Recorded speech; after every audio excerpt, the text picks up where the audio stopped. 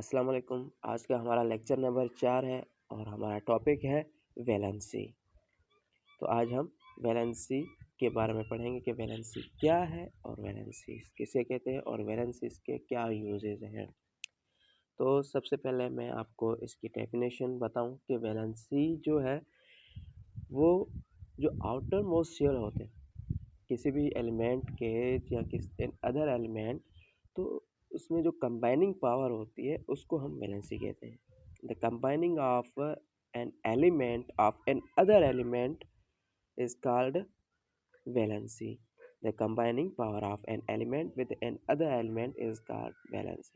तो number of valencies जो है वो हम कैसे मेंशन करेंगे। वो नंबर ऑफ वैलेंसीज क्या होती है कि जो नंबर ऑफ इलेक्ट्रॉन्स होते हैं उसके आउटर मोस्ट शेल में, किसी भी एलिमेंट में जो आउटर मोस्ट में शेल में जो मौजूद नंबर ऑफ इलेक्ट्रॉन्स, जितने भी इलेक्ट्रॉन्स मौजूद होते हैं उन इलेक्ट्रॉन्स की जो सम होती है, जो जोड़ होती है, उसको वैलेंसी कहते हैं। और ये जो है, जैसे मैंने आपको पहले ही बताया कि नंबर ऑफ इलेक्ट्रॉन्स के ऊपर ही डिपेंड करती है।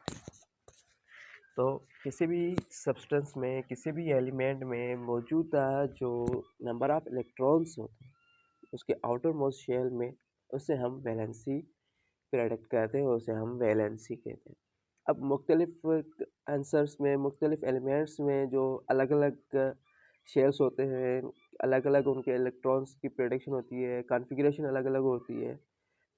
तो जो उनमें मौजूदा इलेक्ट्रॉनिक जो वैलेंसी उन वो अलग अलग भी हो सकती हैं, और किसी भी वैलेंसी को हम प्लस या माइनस से मेंशन करते हैं, क्योंकि जो नंबर ऑफ इलेक्ट्रॉन्स अगर ज़्यादा हो रहे हैं तो उससे माइनस में, और अगर नंबर ऑफ प्रोटॉन्स ज़्यादा हो रहे हैं तो प्लस से मेंशन की जाती है। तो वैलेंसी उसी को ही कहते हैं। जो नंबर ऑफ इलेक्ट्रॉन्स होते हैं उसकी प्रेडिक्शन होती है, उसी की जो कंबाइनिंग पावर होती है किसी भी एलिमेंट में, उसी को हम वैलेंसी कहते हैं। मिसाल के तौर पे हाइड्रोजन प्लस एक है माइनस एक है, क्योंकि उसमें एक इलेक्ट्रॉन और एक प्रोटॉन मौजूद है। इसी की तरह हीलियम है, इसमें कोई भी इलेक्ट्रॉन मौजूद नहीं है। हालांकि जो दो इलेक्ट्रॉन्स होते हैं उसकी कंबाइनिंग जो प्रोटॉन्स होते हैं वो इलेक्ट्रॉन्स भी नहीं होते, क्योंकि जो उसमें प्लस शेयर होती है।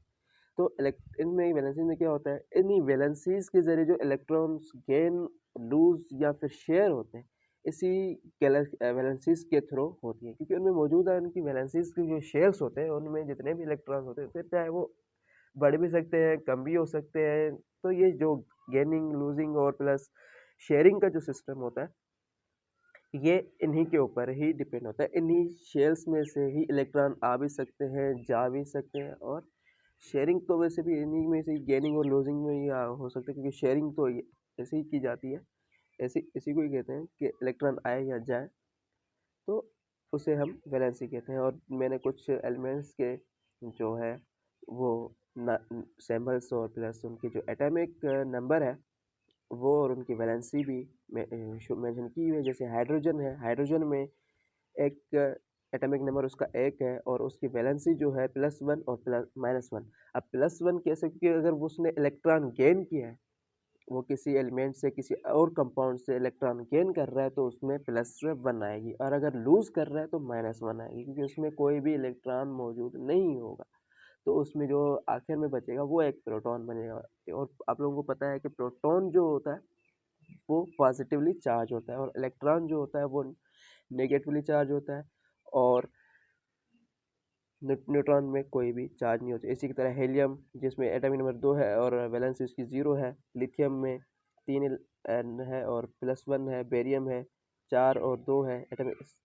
एटॉमिक नंबर जो है वो 4 है और इसकी वैलेंसीज 2 है। तो सारे एलिमेंट्स में ये जो नंबर ऑफ इलेक्ट्रॉन्स होते हैं इन्हीं के ऊपर ही वैलेंसीज बेस्ड होती हैं।